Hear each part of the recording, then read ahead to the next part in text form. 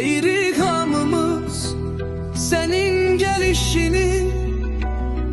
Hələ yoxsan, lakin indidən sən çox şirin. Pənah sən bizə ən gözəl hədiyyəsən. Səbirsizliklə gözləyirik ki, dünyaya gələsən. Pənah səni qucağımızda görməkdir arzumuz. Sən atan əskərin sevinci, anan aylarından ulduzu. Balamız tezliklə dünyaya gözlərini açacaq. Bu mahnı bizdən sənə xatirə qalacaq. Artıq evimizə sevinç gətirdin, hamımıza huzur bəxş etdin.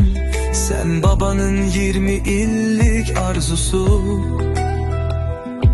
Səni qoy Rəbbim daima qorusun.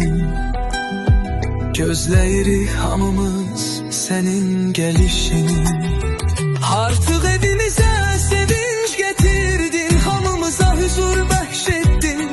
Sən babanın 20 illik arzusu. Səni qoy Rəbbim daima qorusun. Gözləyirik hamımız sənin gəlişini.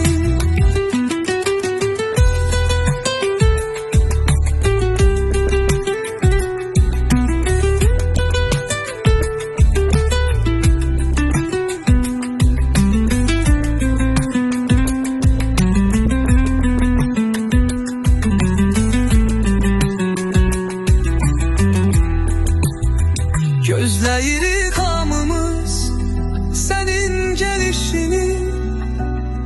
Hələ yoxsan, lakin indidən sən çox şirin. Pənah sən bizə ən gözəl hədiyyəsən. Səbirsizliklə gözləyirik ki, dünya